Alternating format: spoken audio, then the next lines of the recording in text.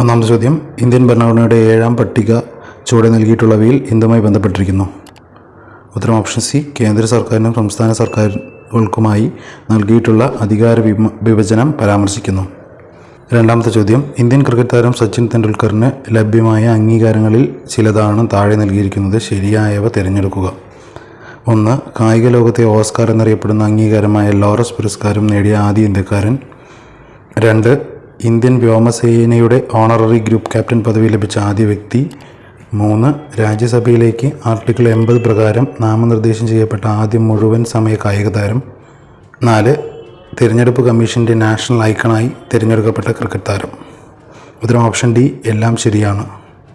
മൂന്നാമത്തെ ചോദ്യം, കേരളത്തിലെ ചില പ്രശസ്ത കലാരൂപങ്ങളും അവയുടെ രൂപീകരണത്തിന് നേതൃത്വം നൽകിയവരുടെ പേരുകളുമാണ് ചുവടെ നൽകിയിരിക്കുന്നത്. ശരിയായ ജോഡികൾ കണ്ടെത്തുക. ഒന്നാമത്തെ കോളത്തിൽ 1. കേരള നടനം ചിന്നതമ്പിപ്പിള്ള. 2. യക്ഷഗാനം ഗുരു ഗോപിനാഥ്. 3. ചവിട്ടുനാടകം ഗുരുമണി മാധവ ചാക്യാർ. 4. കൂടിയാട്ടം പാർത്തി സുബ്ബ. ഉത്തരം ഓപ്ഷൻ എ, 1, 2, 2, 4, 3, 1, 4, 3. നാലാമത്തെ ചോദ്യം, ലിഗ്നോസാറ്റുമായി ബന്ധപ്പെട്ട ശരിയായ പ്രസ്താവന ഏത്?